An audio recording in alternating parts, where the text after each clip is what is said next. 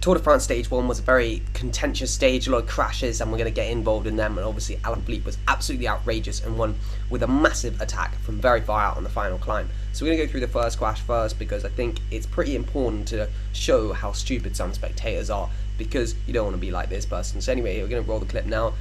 Tony Martin's going along, rides into a cardboard sign, and basically crashes and takes out like 90% of the peloton.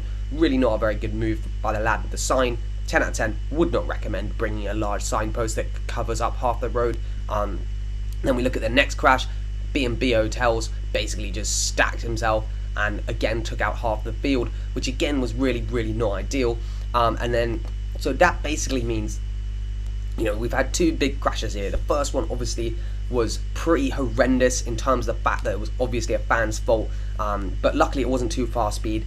Only one lad, Jascha Sutherland, and he had to go home. He is obviously on my fantasy team because I have the worst fantasy team luck in modern history, but that's neither here nor there. But yeah, still pretty bad luck for everyone involved. Pretty pathetic by the fan with the little cardboard box.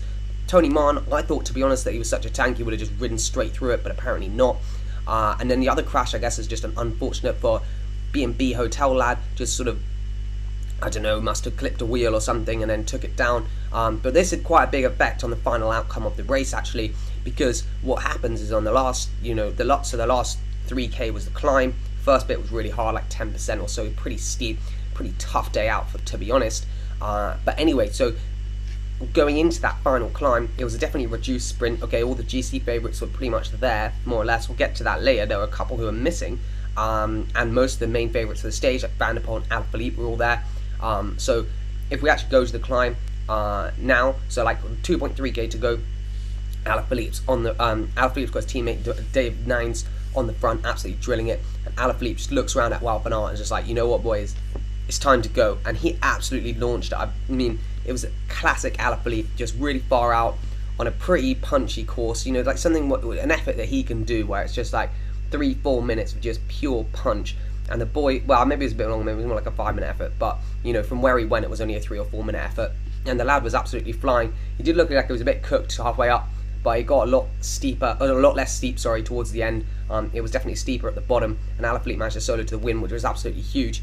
Now, if we have a look at some of the time differences, so the first page, you know, everyone's pretty similar.